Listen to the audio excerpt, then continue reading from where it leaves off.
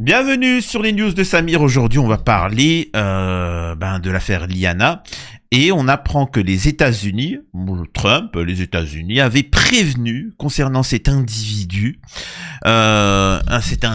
son nom et d'autres personnes d'ailleurs, la France, la justice française et ainsi de suite, et rien n'a été fait. Ce qui montre bien que, et je vous l'avais dit, c'est un réseau qui petit à petit va même jusqu'à l'international et qu'on n'essaye pas de nous faire passer ce Jérôme Barella, Joël Barella, Yannick Barella pour des mecs lambda.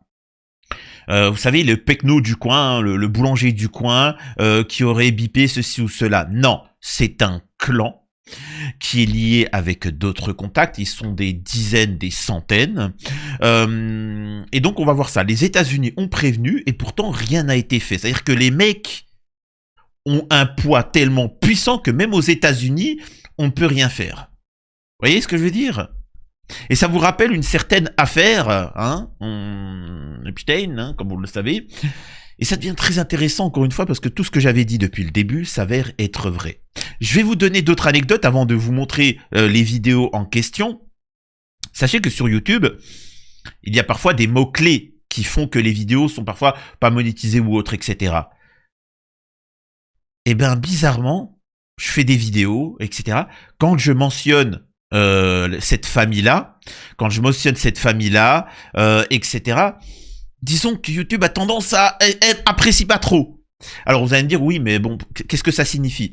Ça, c'est vraiment quand il y a du référencement. C'est par exemple Dieudo. Quand vous mettez dans votre titre le nom complet de Dieudo, eh ben, l'algorithme, il te dit non, c'est pas bien.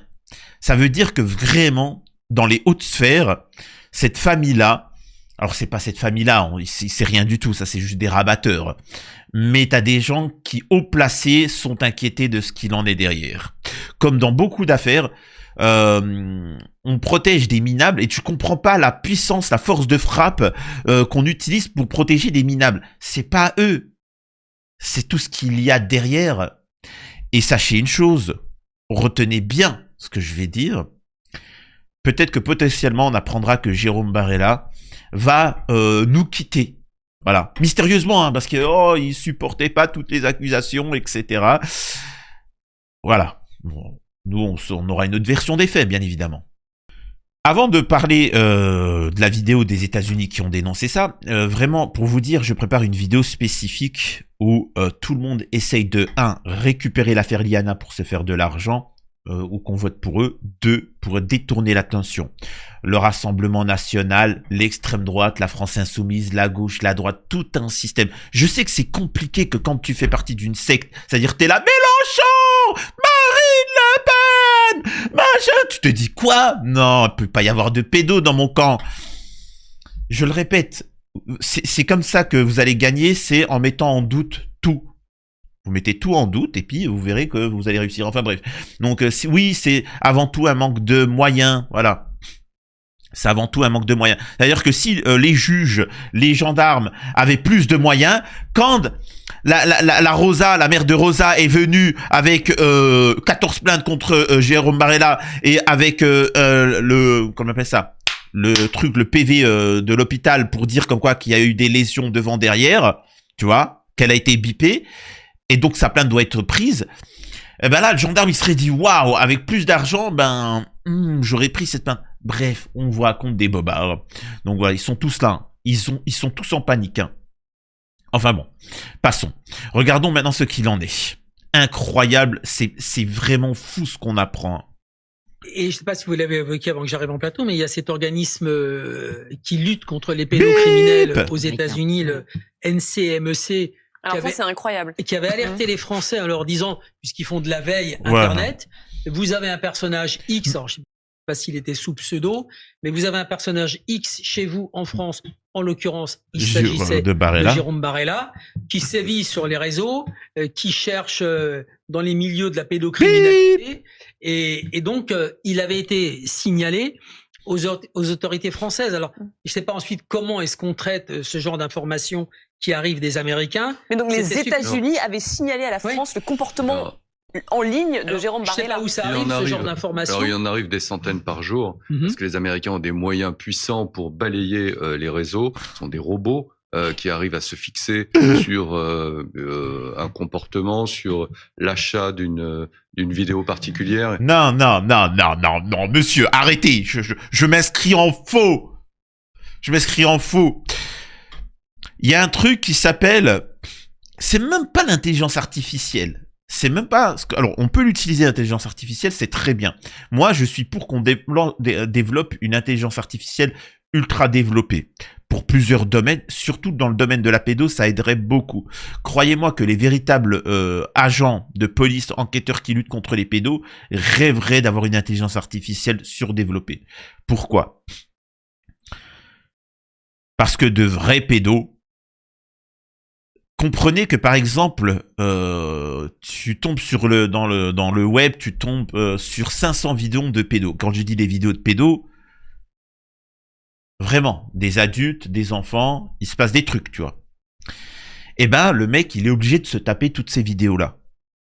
Donc, je vous laisse 2 secondes d'une imagination de comprendre ce que ça signifie. Toi, t'es là, tu dois regarder 500 vidéos d'adultes des enfants. Voilà. Tu dois regarder comme ça. Dans l'optique, bien sûr, de voir un visage, tout ça. Mais toi, il y a quand même la scène, donc t'es là, non, tu vois. Là, l'intelligence artificielle pourrait éviter à l'homme de subir ça. C'est-à-dire que tu lui mets une vidéo, il te dit, regarde le visage, il y a un acte évident de pédo, machin, tu vois. Bref. Ce que j'essaie de dire, c'est que même sur l'intelligence artificielle, tu as des mots-clés. Là, dans ton téléphone portable, avant, même à l'époque, tu avais des mots-clés, et l'ordinateur, il repérait, tu vois, et hop, mots-clés. Et ensuite, il y a un agent qui écoute la conversation. L'intelligence artificielle, c'est beaucoup plus développé, etc. Ça va très vite, hein. Ça va très vite. Sur Internet, il y a aux États-Unis des agents. Du moment où tu vas sur des sites, tu tapes beaucoup de fois le terme pédo, etc. Eh ben, ils te repèrent, ils te regardent ce que tu es en train de faire, etc. Oui, ça existe. Et donc voilà, donc c'est pas un truc de moyen. Arrêtez. C'est juste que les États-Unis n'aiment pas trop les pédos. Ils aiment pas trop les pédos, ça c'est faut le dire. Et donc en France, nous on chasse plutôt ceux qui font des vidéos sur l'Algérie, sur Tebboune, pour dire du bien de Tebboune, sur Boualem Sansal, sur Vladimir Poutine, si t'as dit un peu trop de bien de Vladimir Poutine, si t'as critiqué Emmanuel Macron, si tu as osé dire que quand Macron il s'est pris une gifle, vous rappelez-vous que l'État français a expliqué que c'était fait par intelligence artificielle. Face à la moquerie de tous les pays du monde, ils ont dit non, c'était pas de l'intelligence artificielle. Mais là, il y a des youtubeurs, des influenceurs qui ont risqué la prison, hein. Tu vois, complices avec l'Ukraine et la Russie, etc. Donc non, c'est juste que on ne met pas les moyens dans ces domaines-là. Il suffit de prendre un nom de fichier, tu balayes. Mais Christian, pourquoi on n'a pas ça en France? C'est si cher. On les a, mais c'est pour la Palestine. Quand tu dis Free Palestine, hop, tu vois, et hop, t'as été convoqué. Pendant 1 an et demi, ça a été ça en France. Ce logiciel, c'est impossible pour nous de l'avoir. Bon, parce que Internet, c'est mondial, donc il suffit qu'il y en ait un qui le fasse. Après, c'est envoyé en fonction de l'adresse IP dans le pays. Après, il faut identifier l'adresse IP et il faut essayer de voir s'il y a une infraction par rapport à tout ça. Alors, c'est facile. J'ai eu le cas une fois, je m'en souviens très bien, mais ça concernait quelqu'un de connu, où il avait acheté un fichier pédoporno en utilisant sa carte bleue, puisqu'il fallait le payer. Donc là, c'est facile. On a le nom, après on a l'adresse et on va le chercher. Après, sinon, compte tenu du volume aussi, il faut prendre le temps de le traiter, prendre le temps d'identifier, prendre le temps de savoir s'il y a une infraction et ensuite voir la compétence géographique. Mais donc, pardon, comment ça... Voilà. Alors là, je vous explique ce qui vient de se passer. Il a endormi tout le monde.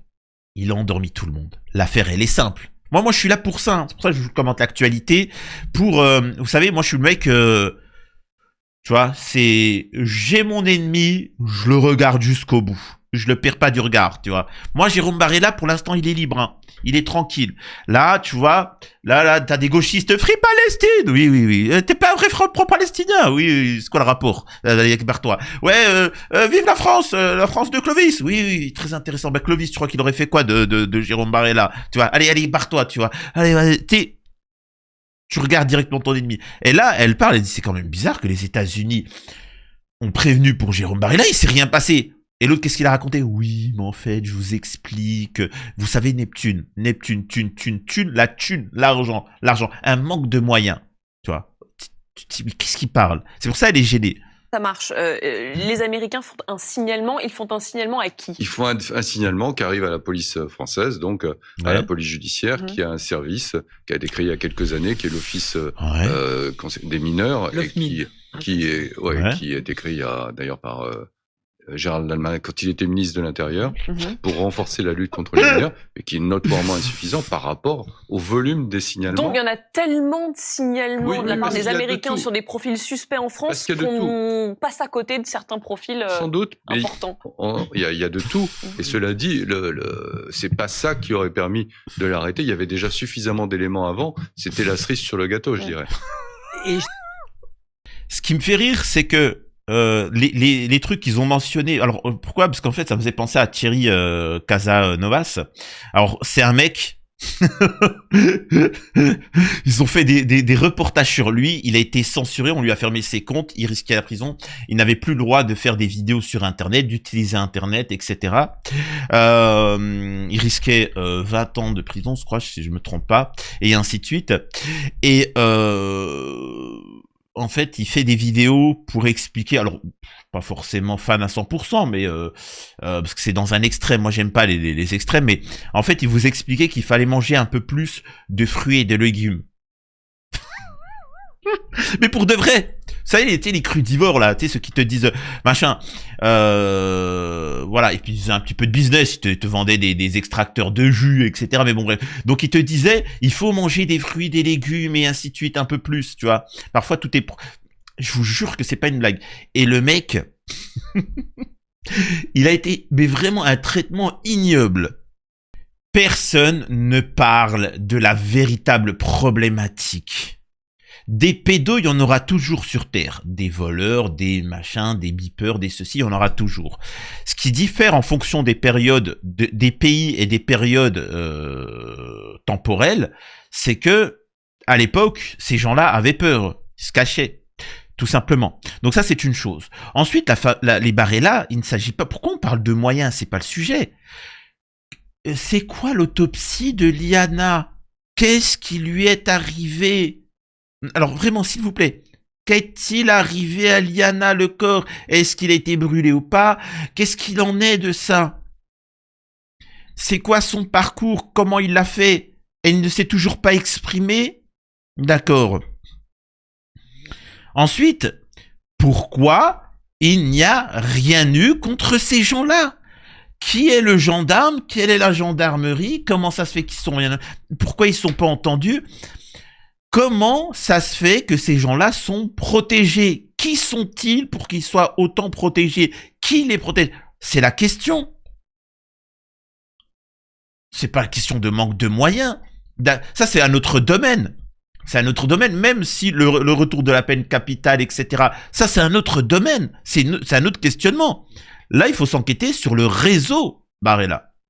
Et donc, bizarrement, non. On essaie de nous détourner l'attention. Oui, mais le manque de moyens. Mais tu peux donner 10 000 milliards de dollars à chaque gendarme, à chaque juge. Ça ne changera en rien au fait que cette personne-là, les gens refusaient de prendre sa plainte et essayaient de faire taire ceux qui déposaient plainte contre lui. Au point même où, dans cette affaire-là, quand même, c'est médiatiquement, Jérôme Barella, Joël Barella et Yannick Barella voulaient déposer plainte contre moi. Ça la fout mal quand même.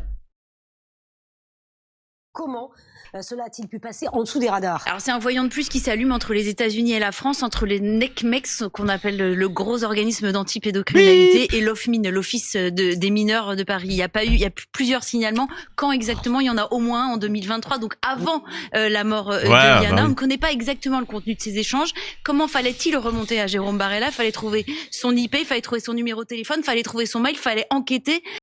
L'OFMIN, il reçoit 200 000 signalements par an. Il y a 40 enquêteurs. À l'origine, à la création de cet office, il y en avait prévu 85, mais il y en a que 40 aujourd'hui. Alors, mais je comprends pas quand vous dites qu'il manque des moyens. Pourquoi vous dites qu'il manque des moyens quand il y a des gens gratuitement qui le font?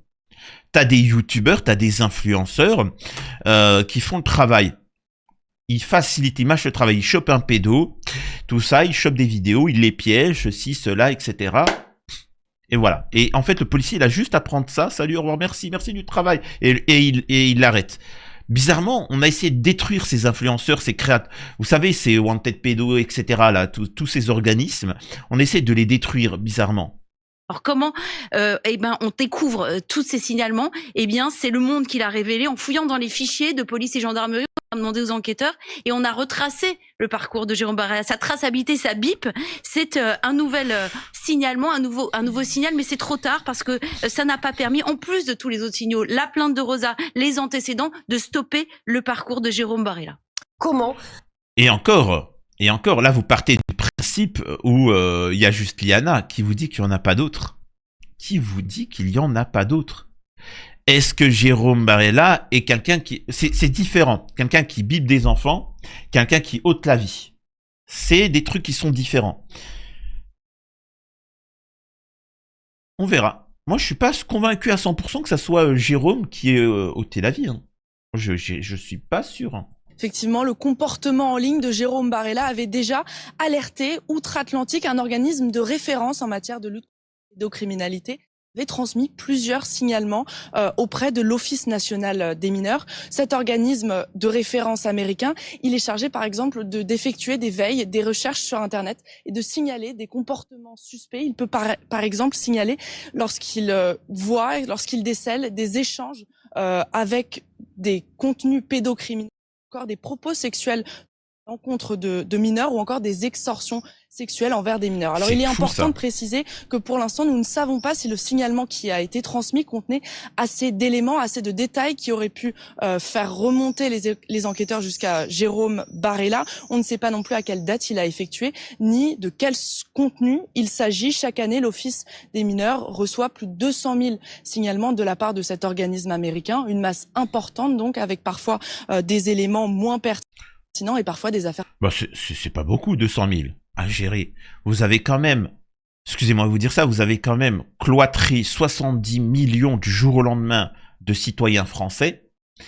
Vous les avez empêchés d'aller dans les hôpitaux pour ceux qui étaient malades. Vous avez mis Moi, vous savez quoi?